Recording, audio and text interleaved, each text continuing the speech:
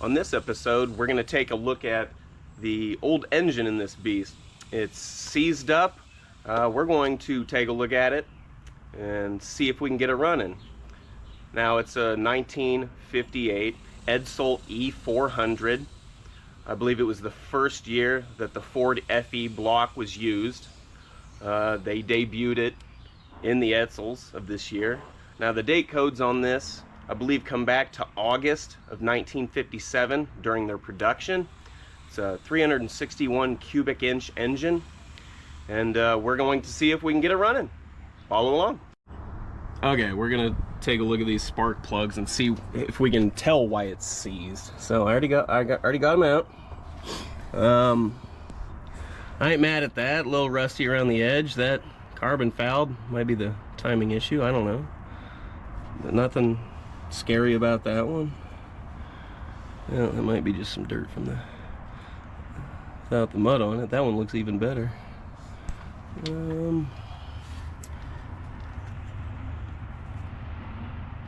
A little just carbon, really. Is that even in focus? It might have an open valve. That one's a little worse, not too bad. We're really hoping not to find a rusty. Little rust around the edge, but yeah, we'll definitely pay attention to that one when we get the bore scope on it. Let's go to the other side. All right, start from the back. A little damp. I can't tell if that's from the power washing or from something inside, but that's the cleanest one yet. Yeah, not like the others. This is huge, man. That one is, this is looking like one of the worst.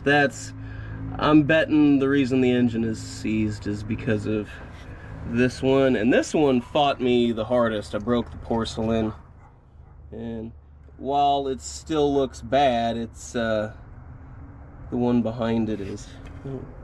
It's got that yellow. Well, I've never seen the yellow before. We probably have an open intake or something, because you got like lichen or something. I'm worried. I want to pay particular attention to these two, and then the one in the back on the other side.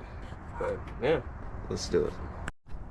So, what we're doing right now, we're checking with the bore scope, and this is the worst one. Yeah, I think this is the worst one. It's got some crap in the bottom. We might try to vacuum that out, but I'm thinking the heads have to come off to... I don't think it's a boat anchor, but this is the worst one. The rest are fine. So what we've learned here is that the crazy amount of mouse action has not made it into the engine.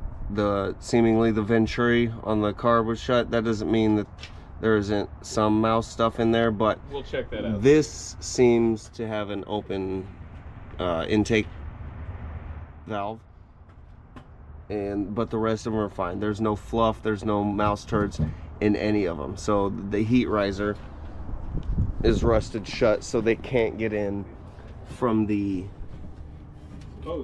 Supposedly they can't get in through the bottom end, the exhaust. And then they definitely got in through the carburetor, but seemingly, ideally, these venturi, you got 4 of them, seemingly they ought to be shut. And if so, then at worst, a little mouse pee-pee got in there. But we have the potential to have a 57,000 mile Edsel engine. I wonder how the freeze plug would look. Alright, this carb hasn't been off since conceivably 1958, so you're gonna learn with us. Let's see if we can get her off. Oh, please be good, please be good. Oh, dude. Are the venturi shut? Yeah. Yes, dude. Alright, that might be a good sign. All right, hang on, let's... Bore scope time. In there? A little lichen, a little bit of moisture. That's rust, that ain't... Is that the open one? Which one are you going towards? I'm going... that way, because yeah. This one was the worst. Yeah, one. That's just moisture. Yeah, yeah. That's not... So there's no mouse house. That's huge. Yeah, that's huge. Good. The heat riser was good. That's really clean. Oh, that rules.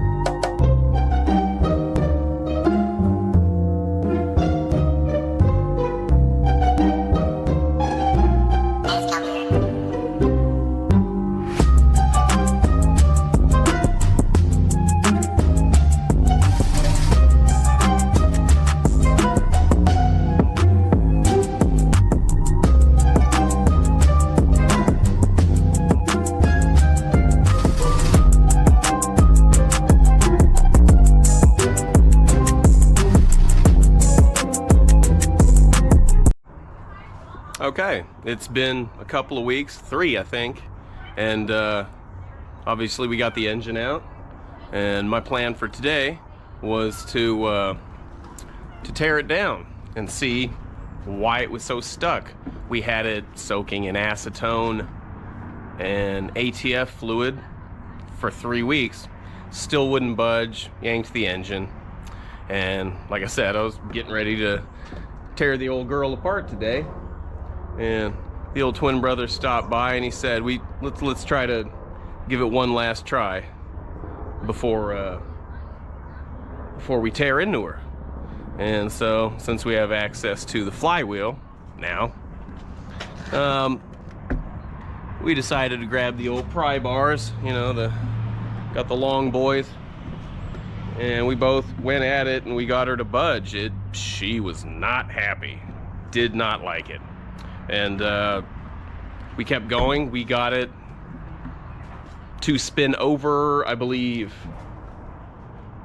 3.5 full revolutions, made all kinds of terrible noises, and but did complete 3.5 revolutions. So the old adage is, if it spins, it wins, and I have way more faith in this engine now. We did find a couple of things. Hang on just a second, but took that one off, and it doesn't look sludgy, and it also doesn't look rusty. So I'm actually really happy with that. One thing that kind of puzzled me, I don't know if the camera can pick it up, there's a few little spider webs, and what confuses me about that is there's no PCV or oil fill for the spiders to come in. So I don't know if that means they went through the oil passages or the crankcase, but I anticipate more spiders. Hopefully all dead. One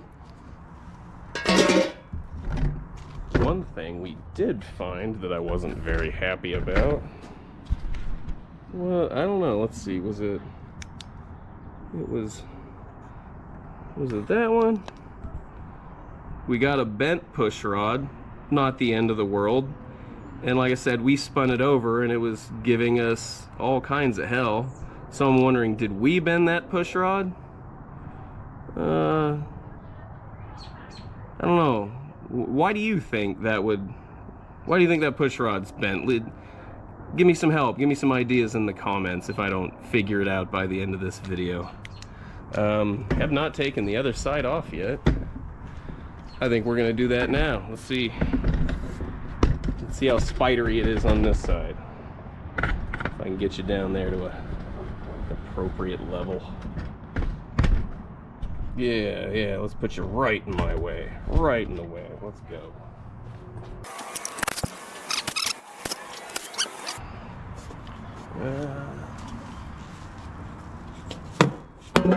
There we go. Alright, let's learn together here.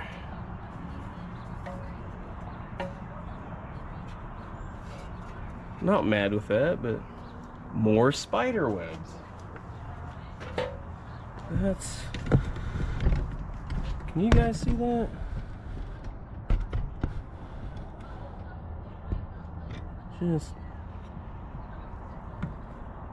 Yeah. Where's the spider? Where's he coming from? Where's he going? Considering I believe this engine has never been opened, ever. So considering that this has been sealed up conceivably since 1958, and it looks this clean and this good, I am really pleased. We did take the bore scope to the cylinders, and because we turned it over, we've got some fresh metal, looks good. I think she's gonna run for us. I think this was the worst one, and it doesn't look, I mean, that's not terrible, but one thing that concerns me is all the grit. I don't think that's pitting. I think it's just chunks of rust. Yeah, there's a couple of good sized boys right there. Can we, there it is. Can I get closer? No, maybe, yes. Whatever. A lot of grit.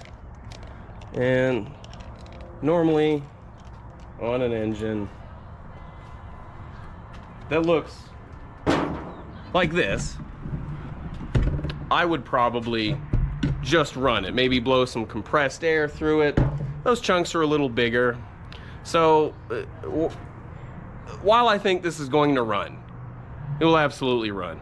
I think I'm gonna go ahead and get a gasket set coming, and I think we're gonna at least take the heads off, maybe ridge ream it a little bit, maybe take a look at the timing set, because we're still not sure if this is 57,000 miles or 157,000 miles.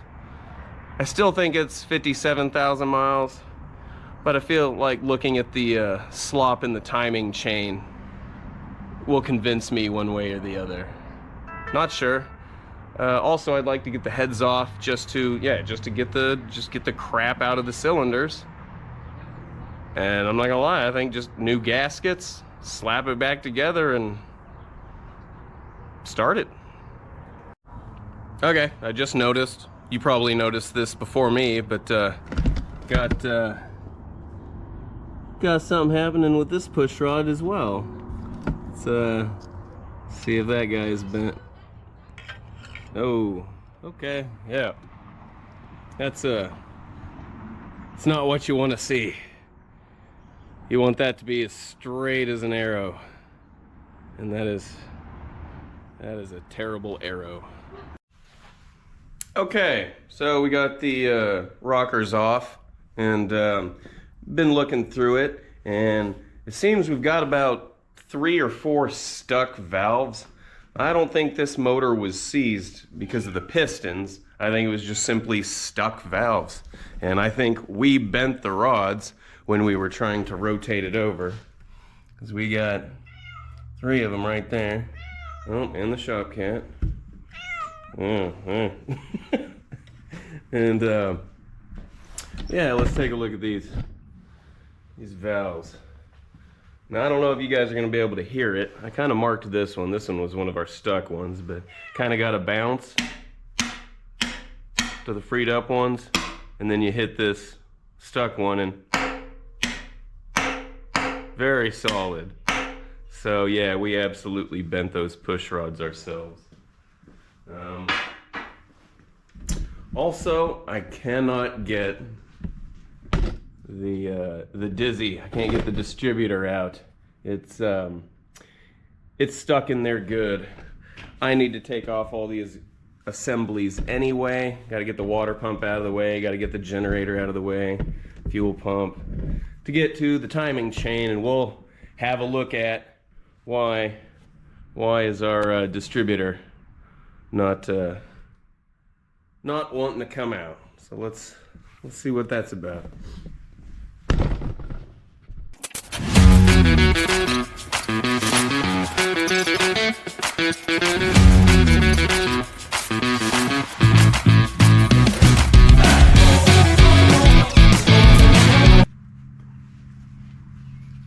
I'd be interested to see if the diaphragms in this are still good or junk.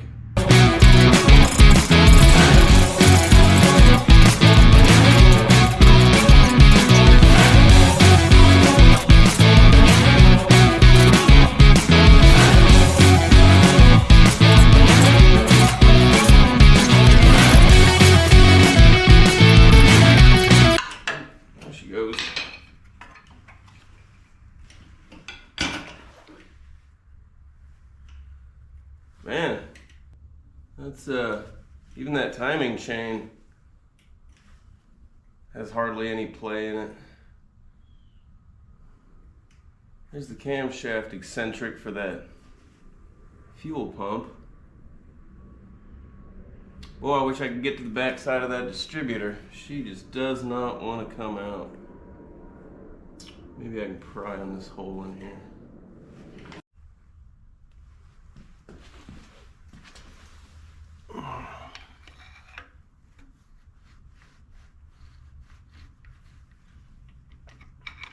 There she came.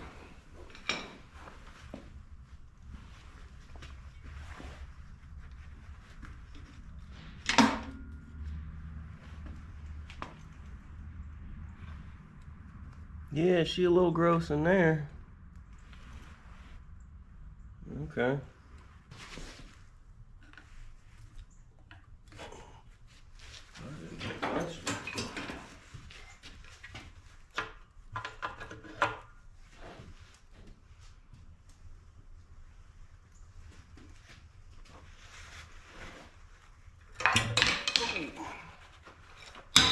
Oh yeah, cast iron. Oh damn. Okay. Nothing too crazy. This is not a good sign. What do we got here?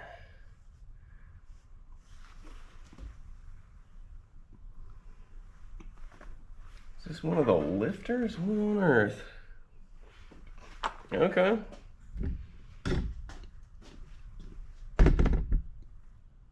Got a broken lifter.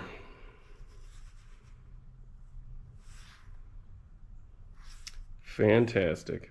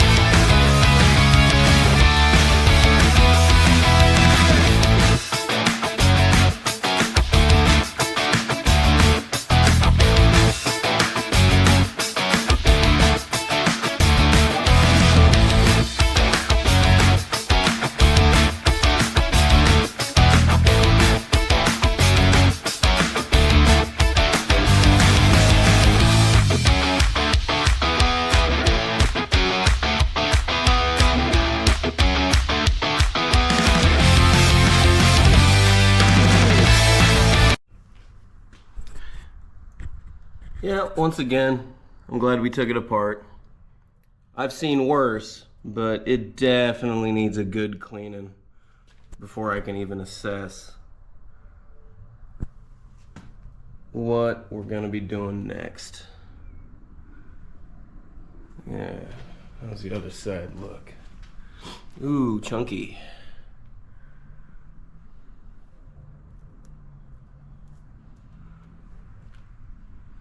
Not great.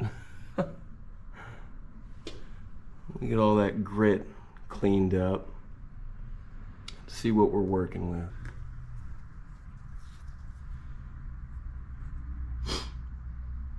Wire wheel them and take a look at, there's one of our stuck valves. I don't know if the camera can pick it up, but tell that it's open and there shouldn't be any pressure on that spring. Surface rust. Oh, there's our other stuck valve. That's okay. There's the crusty guy. That one's about the worst one so far.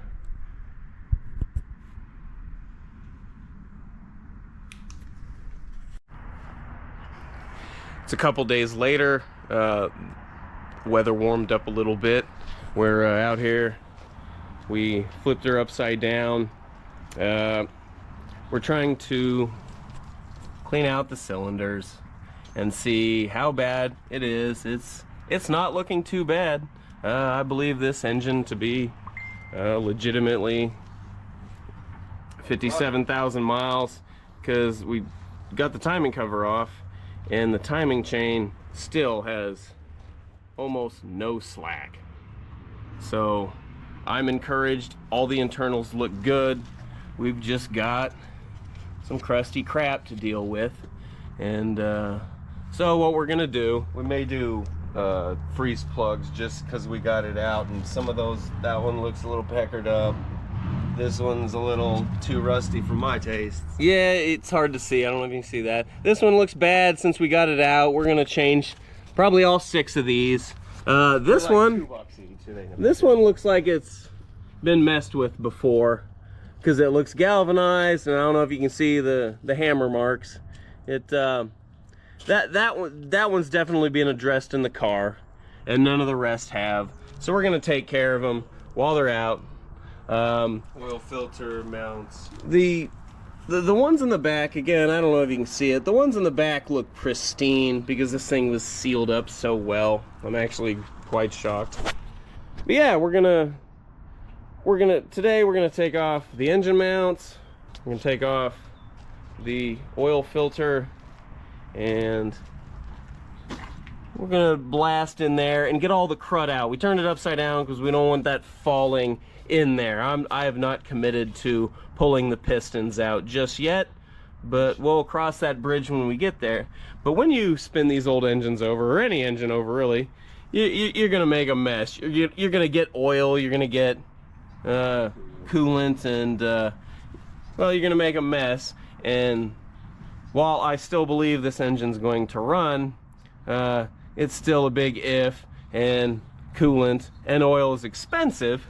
So what we're gonna do for right now is we're going to try and save on what we can. And so I dumped everything that came out and I put it into this separatory funnel. I really like these. It's somewhat of a fractioning tower. You got your coolant on the bottom, the oil lifts to the top.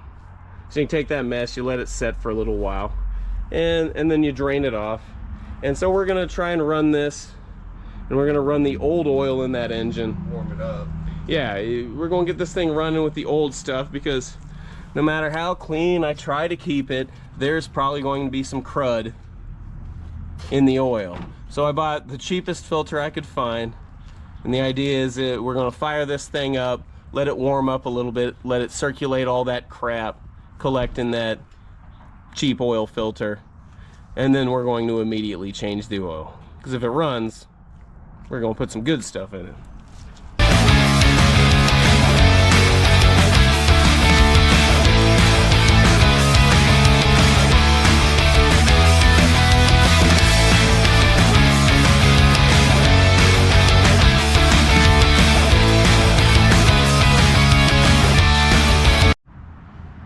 All right, first time this thing's coming off in, what, 68 years? Whatever, I don't know.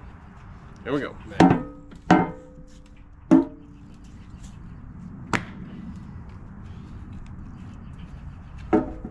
Come on, no crap in the engine.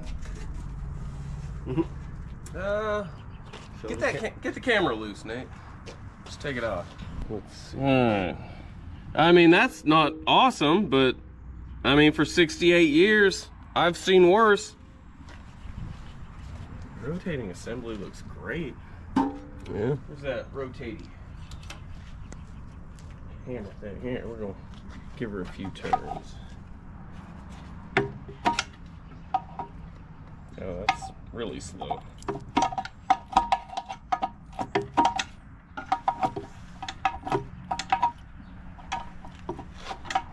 Oh, the crank's got the Fomoco logo on it. No, Ford Motor Company. Wow.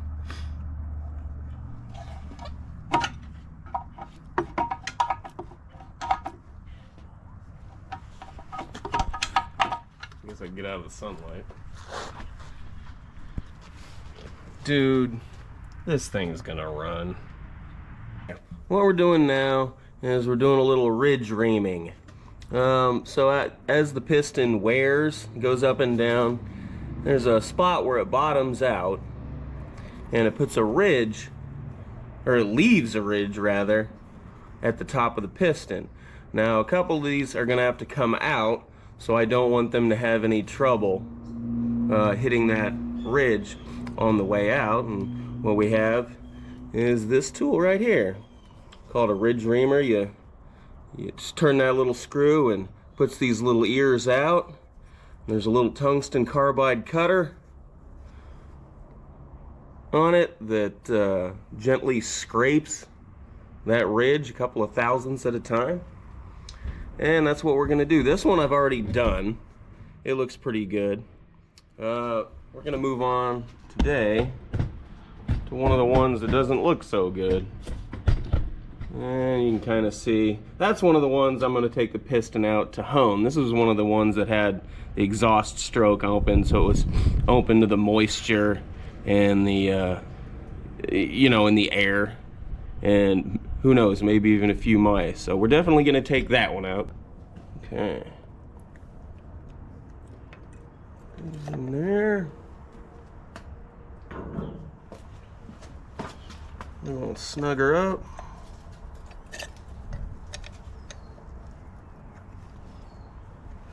Yeah. And then you just turn till your arm hurts.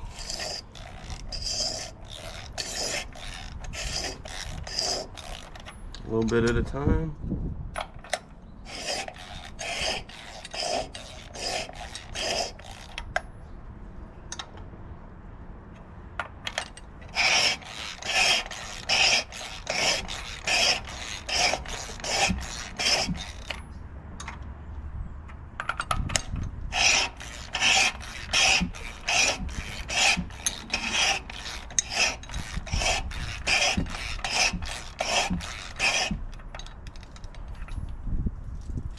You can see it kind of starting to cut right there. Oh, maybe you can see it. I don't know if you can see that.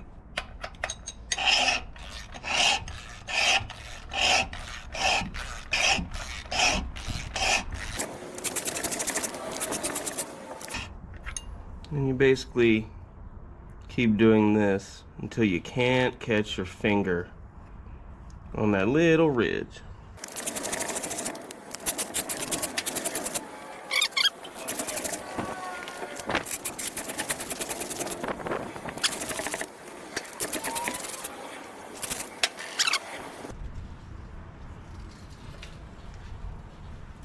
Alright, and that's about what we're left with.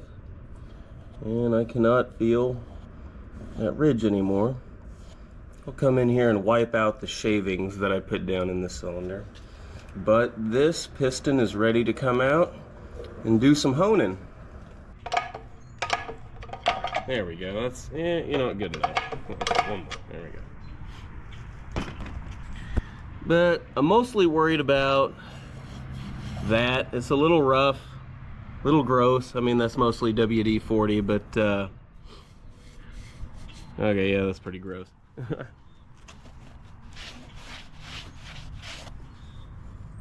So I want to pop that piston out and this piston out at the very least. Yeah, I want to run a hone on that. It would run on that. I just would feel better if that was nice and clean. These are towards the top, so you can't really tell, but most of them are pretty dang good, considering it hasn't run in about, I'm guessing, about 40 years. About how old I am. Because what we're trying to do here, we're not making a race car. We're making a grocery getter. I have no intention of painting it. I like that. We'll probably fix the horrible rust under the eye buckets. It needs rockers and it needs floors terribly. Now if we're going street signs, sheet metal, are actually correct floor pans. I don't know, we'll see. None of that matters right now unless it's got a running engine. Hi folks, back on Edsel stuff. So, Mr. Eli has hand-lapped the valves. He'd taken them out already and hand-lapped them so that they seal good. Not too much of an issue. I think you got one more, you got one valve replaced, or did you? You just lapped it? No, we ground it down. It's not perfect, but we'll get into that later. I'll show you. All right, fair enough. Well, anyway, we're gonna time-lapse him taking these back out because we're gonna put them in my parts washer and clean all this icky, gooky, yucky, scaly BS in here. Get them a little soaked down, get all the oil, or I mean the junk out of the oil return. I think that's this. Yeah, this guy. Anywho, no, that's a bolt hole. Whatever. Stuff and such. Here we go.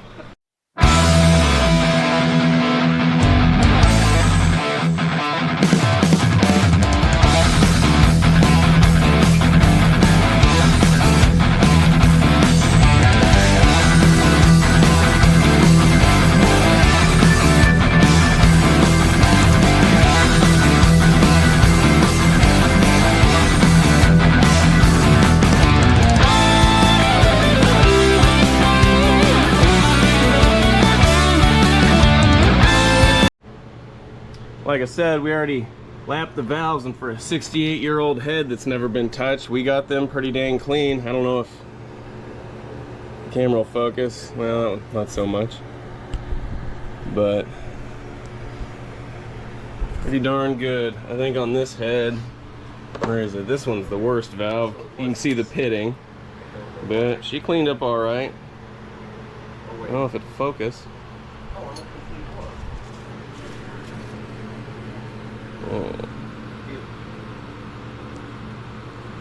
I think that'll be good enough for the things we're doing. All right, let's spank her clean.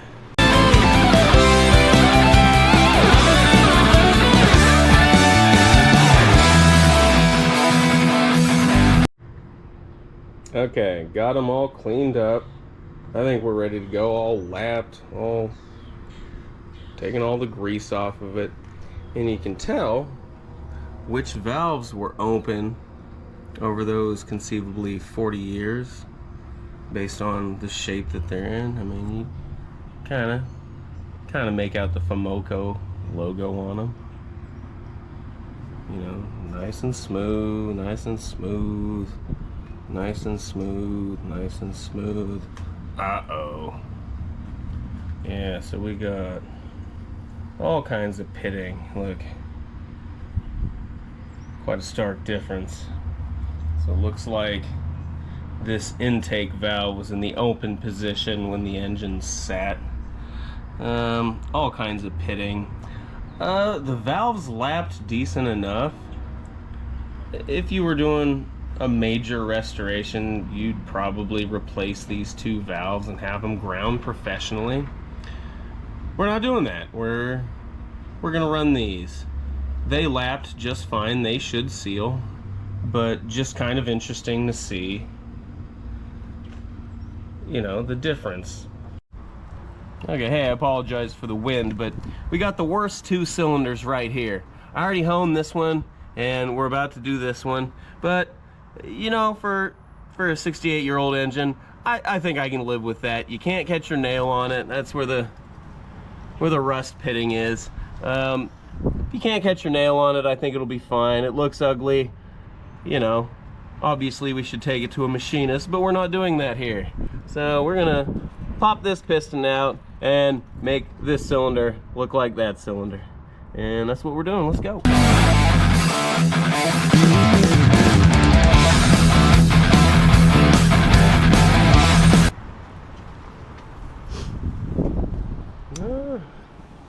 I don't know if you can see that. That'll be fun.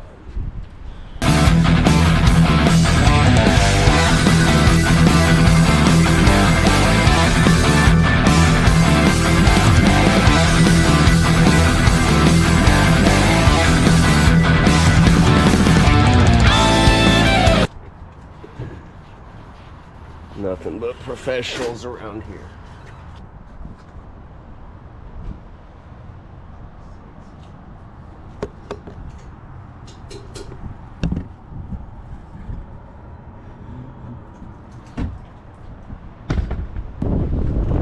bit of the sauce.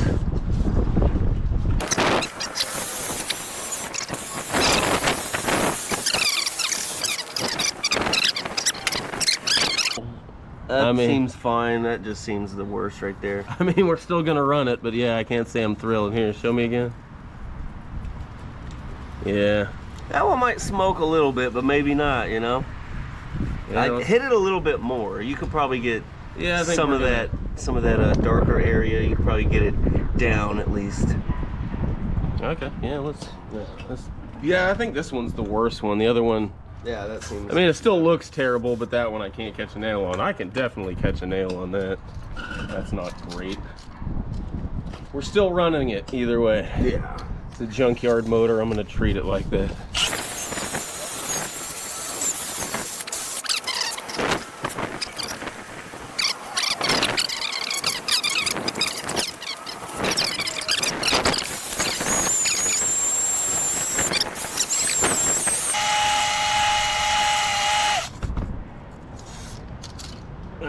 Yeah, I don't know that we're making too much progress on this one, but no, for sure. Better than it was, just not where I want it to be. Ooh, look at that slurry of crap.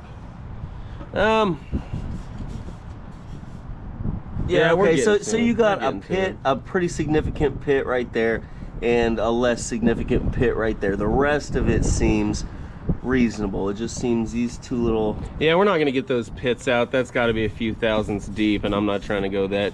We're going to get it a little bit better, and we're going to send it. This is it'll be fine. But yeah, it's nothing to really worry about. And I think we'll have enough compression when this thing finally barks off that we can get the engine hot. And I mean, it's only 57,000 miles.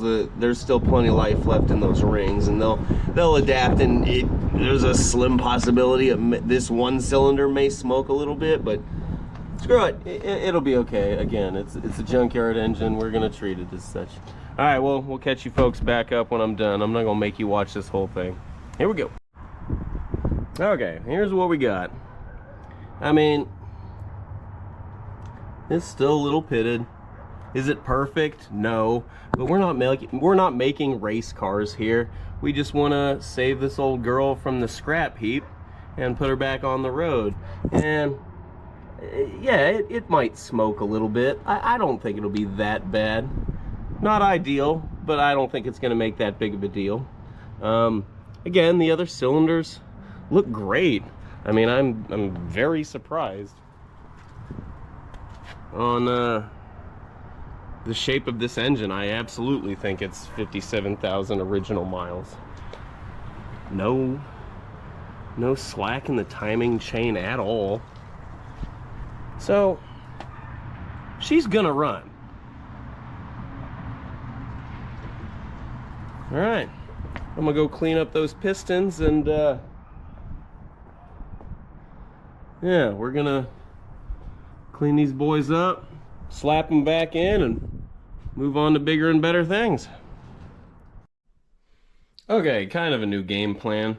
While I had this piston out, I tried to loosen up the rings that were on it. This was one of the seized pistons, and just tried to get them loosened up, get them to spring back, and it shattered them. Just shattered them. So I got new rings on the way, and you know, you're not gonna do just 2 piston rings. No, you're gonna do all of them. So of course it's going to take longer, but you know, it is what it is.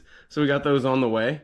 We're going to buff this up a little bit, get this all nice and good. And so yeah, waiting for the grooving tool, the expander pliers, and the rings. I think I got new old stock from the 60s coming, because you know, why? Cheap. You know, you can spend $115 on new rings, but that new old stock from the 60s, you know, if you can get it for $40, why wouldn't you? So we're going to try that out and do all the rings on the pistons. By the way, I think those bearings are perfectly runnable. I truly believe this was a 57,000 original miles engine. And while we're waiting for those parts, I've been going through all these old lifters, and never mind the can, They're all in the order. I've been slowly going through all of these because they've been setting for 40 years. They've been pumped down and setting, and they've developed a little bit of rust inside. I've got one right here, exploded apart. Now you could go through and probably should buy all new lifters, but with 57,000 original miles, I'm gonna give it a shot to refurbish them because I'm cheap and I don't want to spend $100, $200 on new lifters. So we're taking them apart and I'm almost done. What a pain in the ass this has been. I'm not sure how well this is going to come off on the camera. I've already kind of buffed this one, but because it was pumped down for so long, got air in it, it developed a little bit of rust on these machined surfaces, and these, what are these called, plungers? The plunger kind of got stuck inside there. So, you know, you do what you do. You get yourself a little pick, and you twist and you pry. Where is it? Where's that little... Where's that? There's the hole. There it is. Can you see that? Get at that hole from the inside and twist it and break that rust loose. You blow it all apart. You know, you take your little Scotch-Brite pad and just kind of rough up the rusty surface. Same thing on the inside. And you slap it back together, and I mean, they seem to work just fine. You know, if the engine blows up in the future, you guys can totally give me shit for that. What do you think? Would you go to all the trouble to rebuild these lifters, or would you just go for the sure thing and buy all new ones? Let me know what you think in the comments. But yeah, so almost done with these. About to get on the ring job, and having never done that before, that should be fun to watch. So yeah, let's do that. So we got a set of rings, got some new old stock, some Grants from the 60s, I believe. Got them right here, got them for a deal. I think I got these for 40 bucks as opposed to, I don't know, brand new rings for what, 90 bucks? We've got these little guys on the end of the rod caps. As I understand it, are called PAL nuts, and they basically keep torque on the rod caps so you don't have to use thread locker. Just a little sheet metal pressed nut. PAL nuts. I learned a new...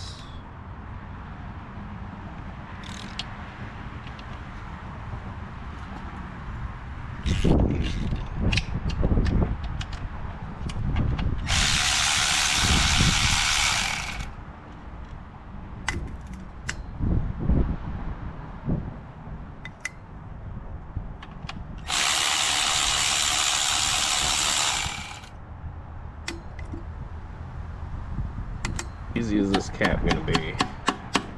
They're gonna fight me? Nope, not at all. Awesome. Well, I like that. Oh, where's the bearing? Come on. Come on out. Ooh. A little bit of a groove.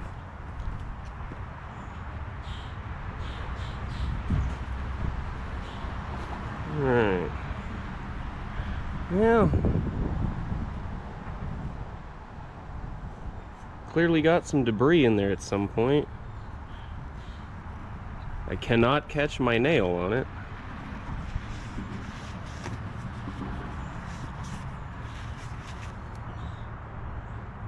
Boy, that looks worse than it feels. Yeah.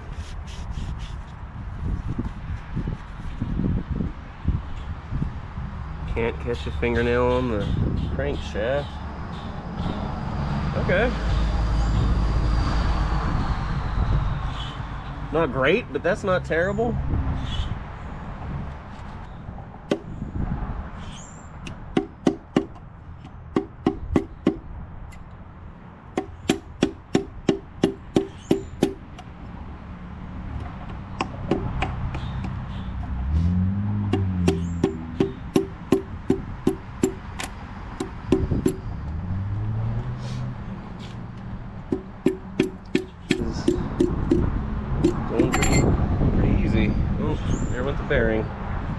drop the bearing.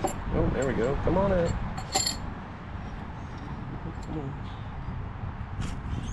Come on.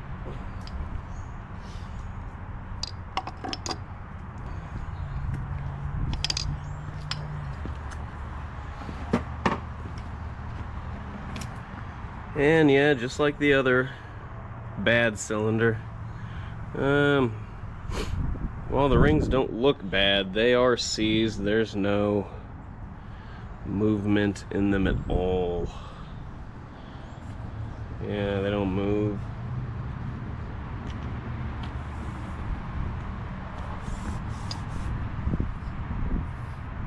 Yeah. Where's the seam? There's the seam. Yeah, I have a feeling I'm gonna break these taking them out too, but I got a new set, so who cares? Okay. Yeah, those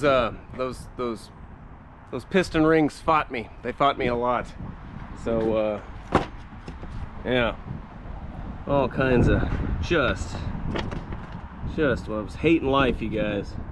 Just fought me. The oiling rings came out. The oiling rings were just fine. You can kind of see top ring, middle ring, oiling ring. We've got a bunch of little pieces. We got slightly less pieces, and then complete. And I thought that was kind of interesting because most of the corrosion sat on the top of the piston with the water on it, and so this is where all the trouble started. A little bit leaked down into that one. And nothing really got to the oiling ring. I'm still not going to reuse these oiling rings, just...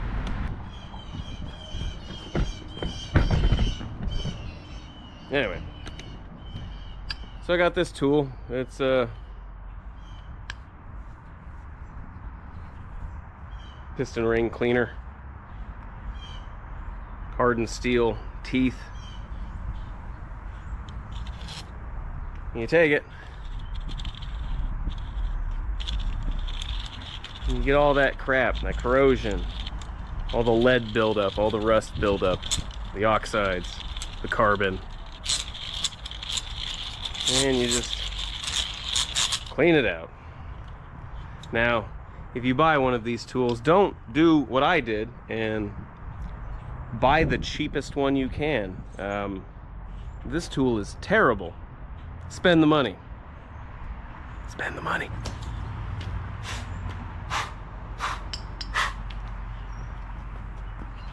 I mean, I don't know, can you see that? The second one still got a little corrosion, but it should be, should do what we need to do. Yeah. Alright, let's get them rings on.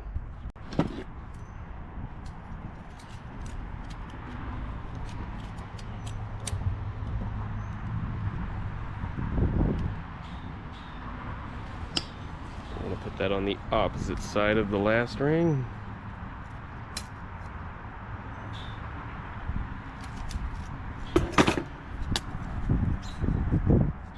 Alright.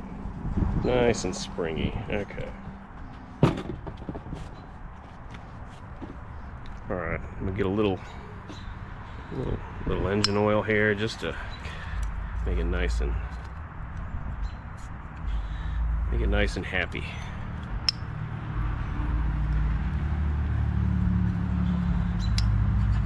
Okay, well now that we got brand new rings in it, it's far too fat to fit in the cylinder, so we got to compress it. So we need a spring compressor.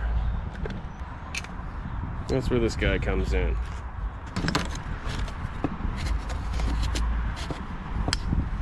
And get her down in there.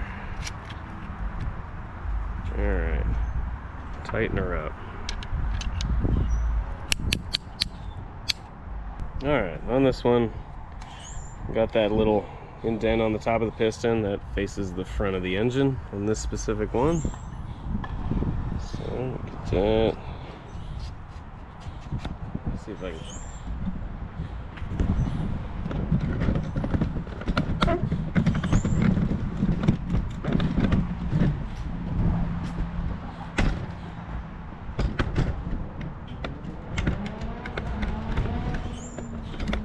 Alright.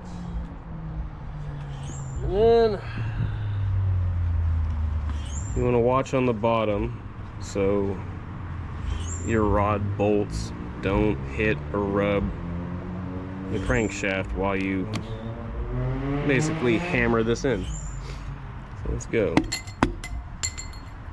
Well, there went my bearing.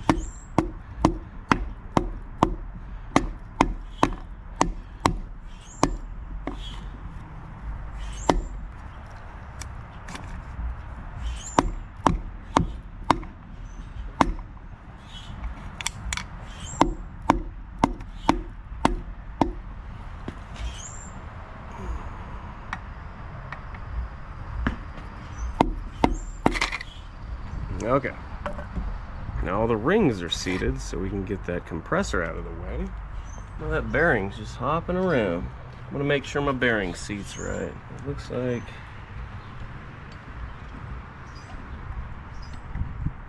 there we go, a little better.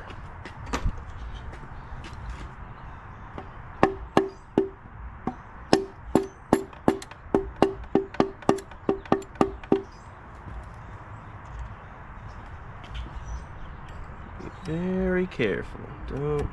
There we go.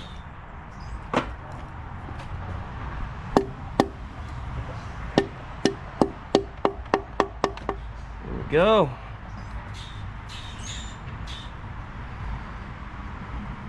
Don't touch the crankshaft.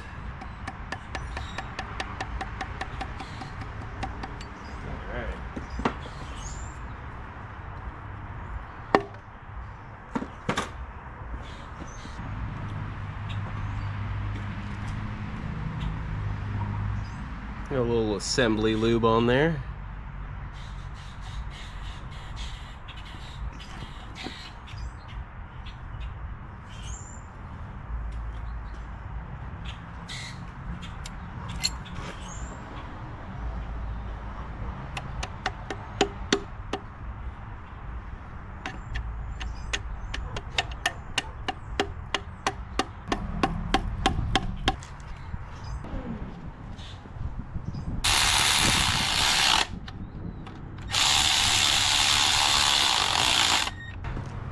Okay, and I believe on this 1958 Ford FE, the main rod bolts are 45 to 50. Where's my click? There's that one. What did we say these were called? Pal nuts. Pal nuts. Oh, I'm gonna drop this in the engine. Alright, there we go. And technically the manual says those need to be torqued too. I believe it was what, 3 to 4 foot-pounds? You're probably not gonna hear this click, it's so dang slight.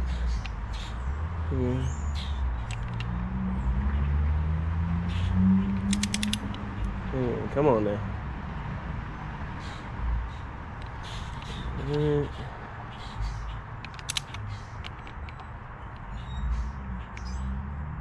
Basically just a lock nut for the main.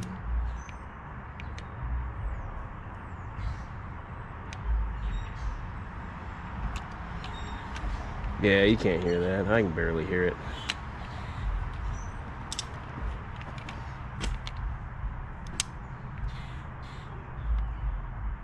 Yeah, okay. Felt it, didn't hear it. Oh yeah, we're good. Okay. There's that. Okay, so we got her in. Got her face the right direction. Brand new rings. Bring her over.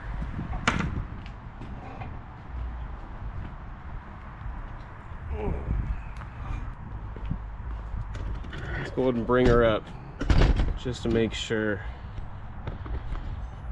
that we're moving properly.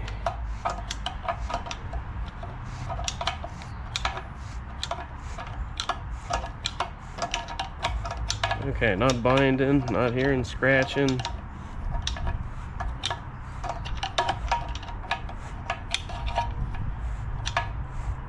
Okay, I'm liking that.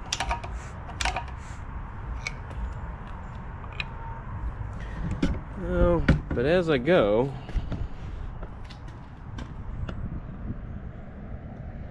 just kicking up some crap. Another reason I might go through the rest of them. You definitely do not want that in your motor. So we're gonna keep going, probably off camera. We're gonna go through, double check that everything is good to go. And next step, hopefully, with a little bit of luck, is throwing the heads back on. Okay, now it's time to do push rods. Now, I've had several Fords. I've never worked on them personally. This is the first one I've worked on, so Ford guys, grit your teeth and bear with me. Alright, so usually on, say, a Chevy or whatever, the rockers have little adjusters here, and a lot of the Fords do too, to be fair. This one does not, though. This is a fixed shaft rocker system. Where you get your adjustment is either in the valves or the push rods. So we're doing push rods. You saw me lap the valves.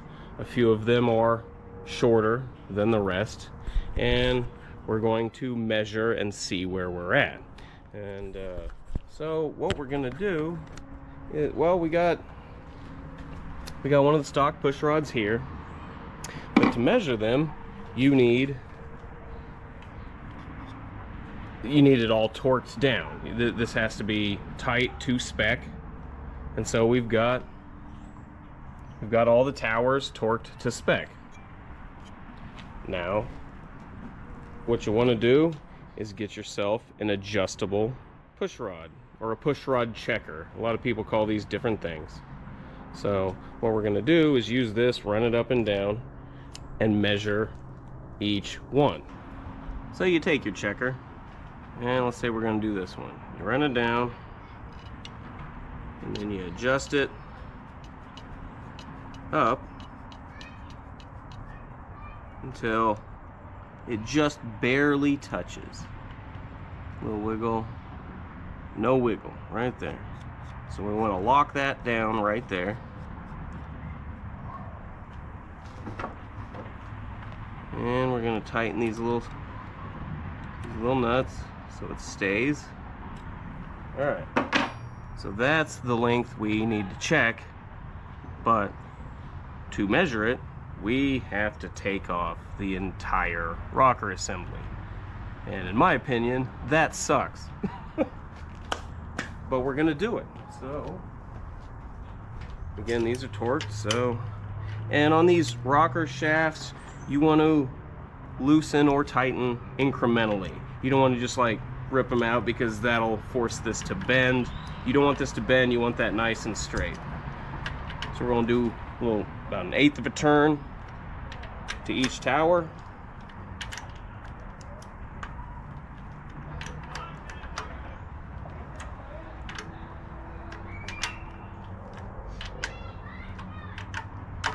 Oh.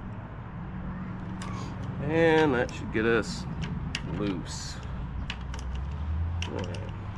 There we go. Once they're loose, run them out. All right. And then you take your push rod, and you take your push rod and we're gonna measure it. So now, I don't do this a lot. I do not have a 12-foot micrometer, or caliper, however you want to say it. I have a 6-inch. This is roughly 9.5 inches. So this is not going to do it. Ideally, you'd buy a 12-inch caliper and measure it from there. I don't have that, so what I had done, I've already done all these. I've taken something of a known measurement. It's roughly 6 inches. And what you'd want to do is you'd want to run that flat against something. Ideally it'd be like that. But again, I've already done these. And you take it and you'd run it down. And you check your measurement. Now I had to add this to that, and it'd get me my thickness. So you take that measurement, and then you'd add the preload to your lifter. Now we've got the lifter right here. All mine are in. This is a Chevy lifter. And so what you would do is you'd take an empty lifter without any oil in it, and you'd measure the plunger at the top and then at the bottom. You would take those two measurements and divide it in half, and that should give you your lifter preload. I forget, they say it's somewhere between 20 thousandths and 60 thousandths on damn near everything. I found that to be the case. On mine, it's roughly 26 thousandths, if I remember properly. So you take your full measurement and add your preload, 26 thousandths, 40 thousandths, whatever it is, and that is the length of the push rod you want. That's what you want to order. That's what you want to get. And so now we've got one. What you want to do is do that 16 more times. Now normally on a Chevy or even more modern Ford, they'd have adjusters here, and whatever you, as long as your push rods were roughly close and the geometry was right, you just go through and tighten these little screws.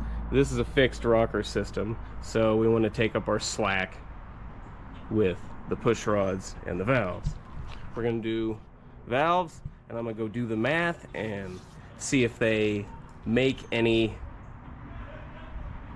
of the length I need off of Amazon, at O'Reilly's, AutoZone, pick your poison. And if they're too weird or too far off, you can get a hold of a machine shop, and any good engine shop should be able to make your push rods. So we're going to do that, and then when I get my push rods in of the correct length, we will install all 16 of them, and we should be able to button this up and see if she'll fire. I did forget one thing. When you measure for your push rod length, you want to make sure that both your intake and your exhaust valves are going to be closed. Now, I believe this is the exhaust valve, and as you can see, it's riding the cam and it is open, so we would not want to measure these in this position. That will give you a wildly different measurement than that. So what we would do is turn over the engine until we can get that lifter sitting flat on the circle part of the load.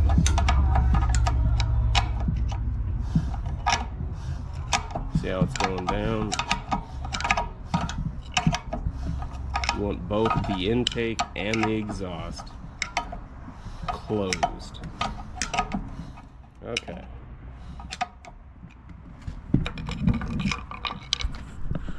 So now they're both at their lowest. That's what you want. Okay, we got our push rods in, and now it's time to put them on. But because this is a Ford FE, we need to put the intake manifold on first because the push rods go through there. So we're going to put that on and see how far we get. I've already got the intake gaskets on and a bead of gasket all along the walls. I've got the water ports all siliconed up.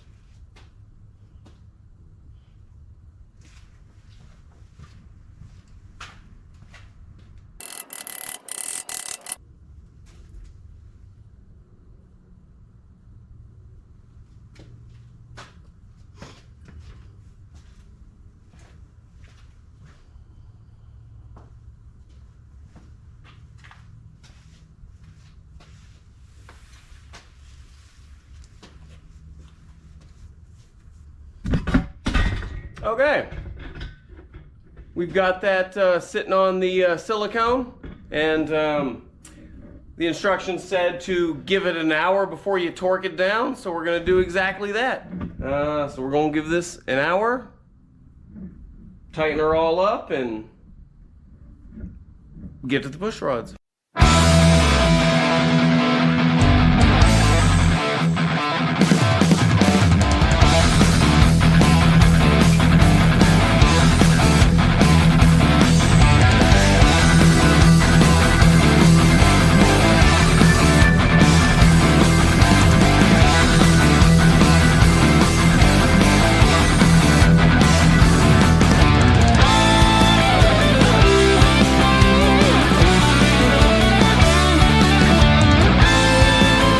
So now we're gonna do freeze plugs. This old engine, we've got rust holes in a few of them. And so that's not good. So while we've got the engine out, let's take care of it.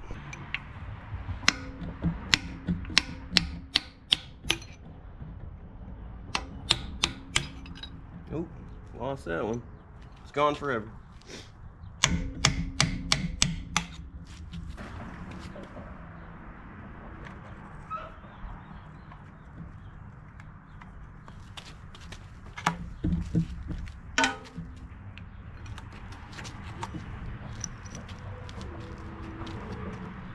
Yeah.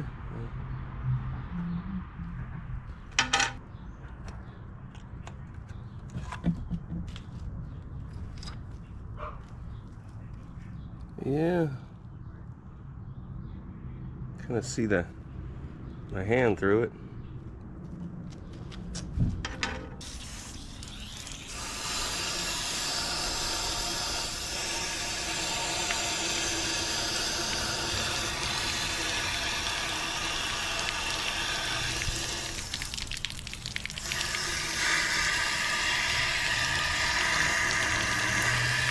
Yummy.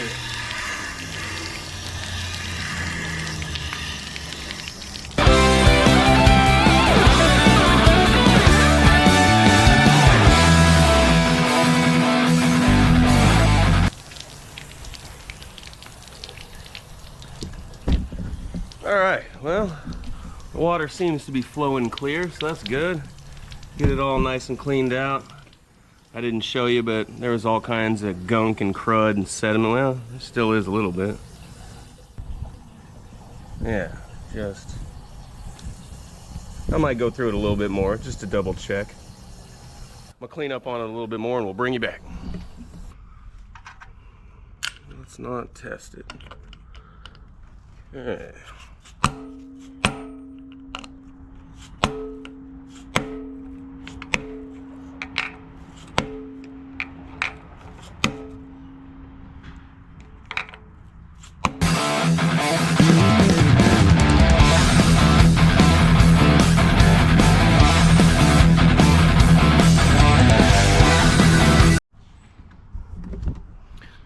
As you might have guessed, I think I'm gonna paint this engine. It's out, let's do it. After all the stuff I've done to it, we technically don't know if it's gonna run yet. So if we paint it, it'll give me a little bit more motivation to keep going. Looks so good, let's do what we gotta do. But also, if it turns out to be a boat anchor, I'm gonna look like a fool. So follow along with me. And so what we've got for the main body, we got some Bill Hurst high enamel, high temp, high gloss engine enamel. I've heard good things about this. Got the Edsel, the yellow. So hopefully it matches really well. I've heard, like I said, I've heard good things. They say you can spray it on cast iron and you don't need to prep it, but on steel that you should use primer. So we just got some basic Rust-Oleum primer, sealer. We're gonna do the oil pan and the timing cover with that. And just shoot the block and the heads straight up. Now, I couldn't find any information online if you can add hardener to this. Just everything was wishy-washy. Couldn't get a straight answer even from the company itself. Let me know in the comments. Can I add hardener to this? So let me know. You might have noticed I've already done a quick go over of the valve covers. I've also done the air cleaner. I did not paint match this. Again, this is kind of a budget build. Going with the Bill Hirsch paint, that hit the old budget a little bit, not bad. But this, I just tried to match it the best I could. I found a really close match with Rust-Oleum, their heirloom white. It is satin, I don't like that. It's supposed to be glossy, so I've got some gloss clear coat. I'm gonna hit it later once I find the correct decals, the E400 decals. So, you think that's a good move? It matched pretty well. So we'll see how that looks once I get the gloss on it. But yeah, let's get some primer on this and that. Let it dry and make this old girl look new.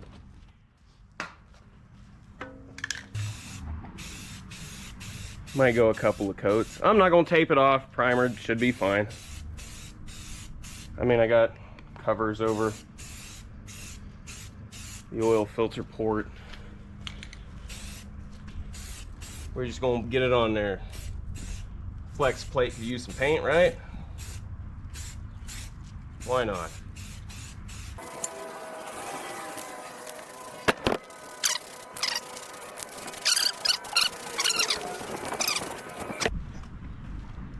That's a pretty good first coat. Brand new freeze plugs. Getting the paint. I'm excited. Are you excited? Okay, we're going for it. On the engine paint, I've decided to do a 7:1:1 ratio. That's 7 parts paint, 1 part reducer to 1 part activator. I don't know if that's gonna work. Let's find out. Also, when you're painting, you want some good music. I recommend somewhere between 1999 and 2003 new metal to heavy metal. Your results may vary, but yeah, I don't know if this is gonna work, but let's get it done.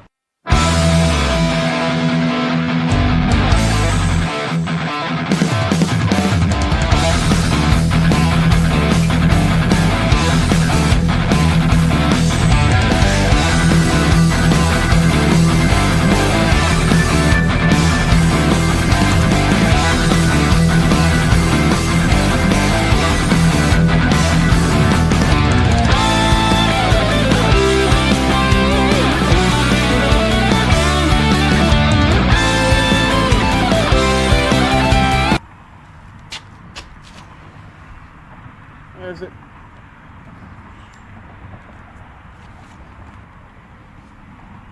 Looks yellow, right? We'll see if it hardens a little bit. But that's a good first coat, right? Hell yeah. So we're getting closer to getting this engine running, and I don't want to put it back in the car because those floorboards are terrible. And I think my next step's going to be to patch the floors. And that would be way easier if there wasn't an engine and transmission in the way. So we're going to make a run stand really quick, and hopefully that solves our problem. I went out and I got some steel from the local metal market, and I went ahead and flame cut some 1/4-inch plate, and we're gonna put it together. Let's go.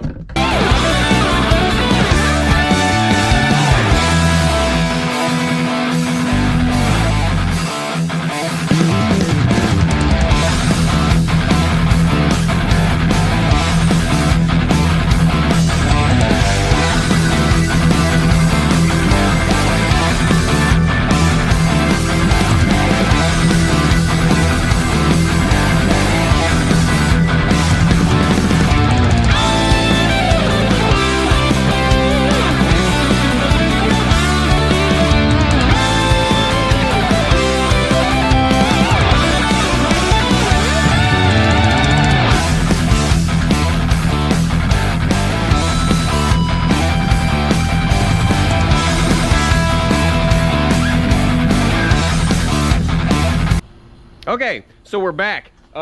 We've got the engine stand built. We've got this impromptu exhaust system that I rigged up, not knowing that it would be pointing right to the guy messing with the throttle. So that's not great. It looks like a Dr. Seuss machine, but I'm here for it. And this museum quality that we're dealing with here, I really want it to run, but it could grenade. It's either going to grenade or it's going to run. And either way, I want you folks to follow me along on it. It's going to be a good time. We've filled up the bowls. I've got the points in. I think we've got it clocked and timed. We're going to try to run it, and I'm very hesitant about how well this is going to work. Okay, your head's behind the gas can. I'm not getting you. Ready to go.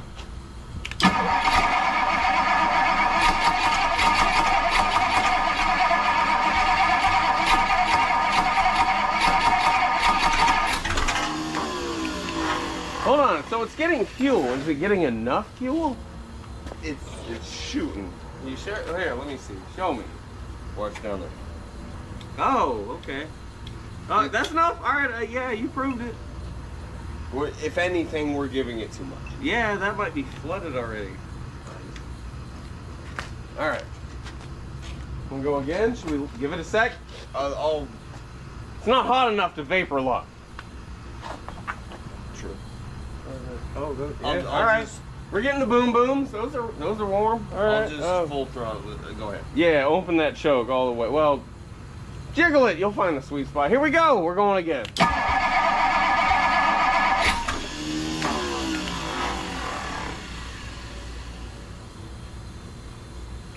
Here we go.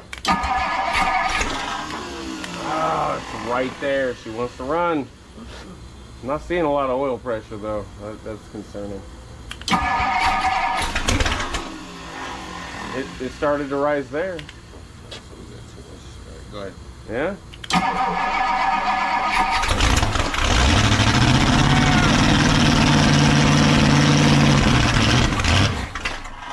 Yeah, son!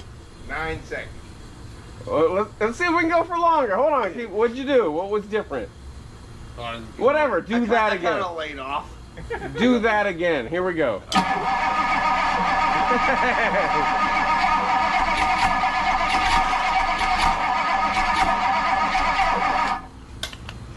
No, it ran. I know, but Don't mess with it too much, man. for sure we're not dialed in. You think we got a spark plug wire not connected? That one kind of looks weird.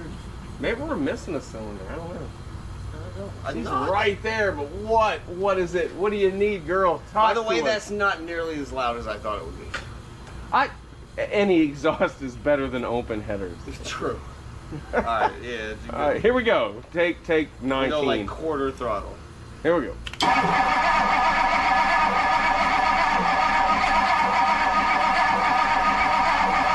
Feel it, Nate.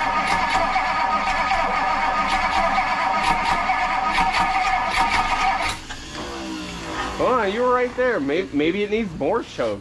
Am I out of my mind? I thought we were flooding well, it. I did push it back there. Go ahead. You need to leave the distributor alone. It matters. Go ahead. You're not wrong, but all right, ready? Yeah. Here we go.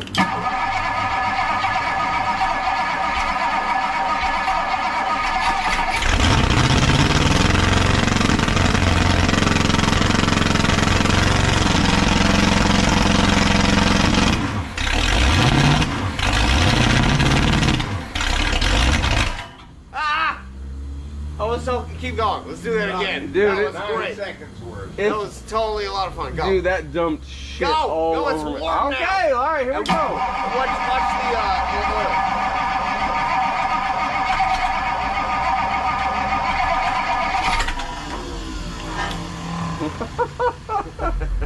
the oil. Go. We might have a vacuum. Go, go, go. Ow! That was warm. Watch your eyebrows, sir. I'm down here. Here we go. You see where I'm at?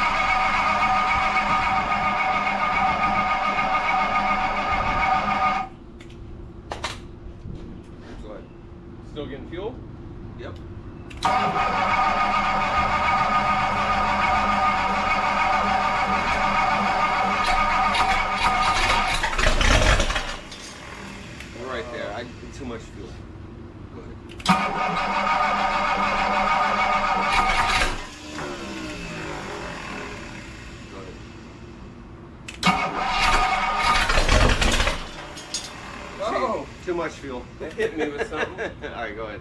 We'll get there. Watch your eyebrows. Go ahead. It's getting kind of hot in here. Oh, it's right there.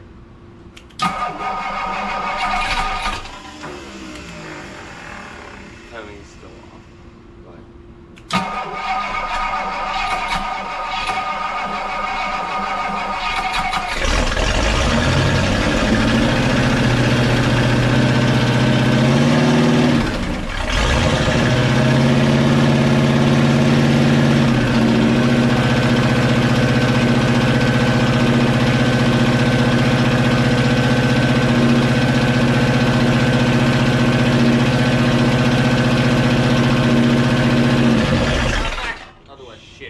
Go like quarter turn the other way. Where'd you go?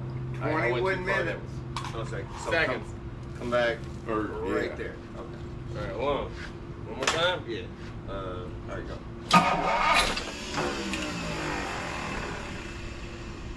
Yep. I'm proud of that starter.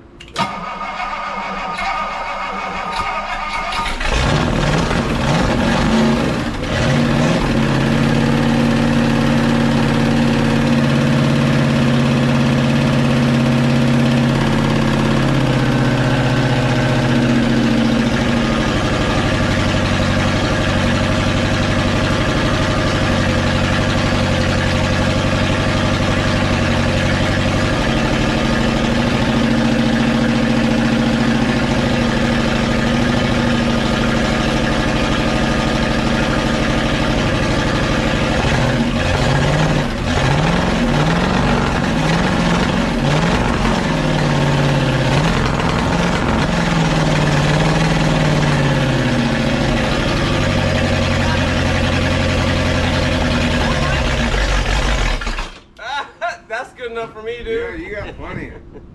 Okay, well, It works. It works. that's proof of concept for sure. Yeah. All right. You smell that? Soak that in. That means That's a you horrible smell. successfully broken an engine. No, you know what I'm I'm saying. sorry. Come on. Okay, well, with that, we're going to end this video. It clearly runs. I think the next step for us is before I put this back in, we're going to fix the floors. But that's proof of concept. She's a runner. 1986, best I can tell. Museum quality. Museum quality.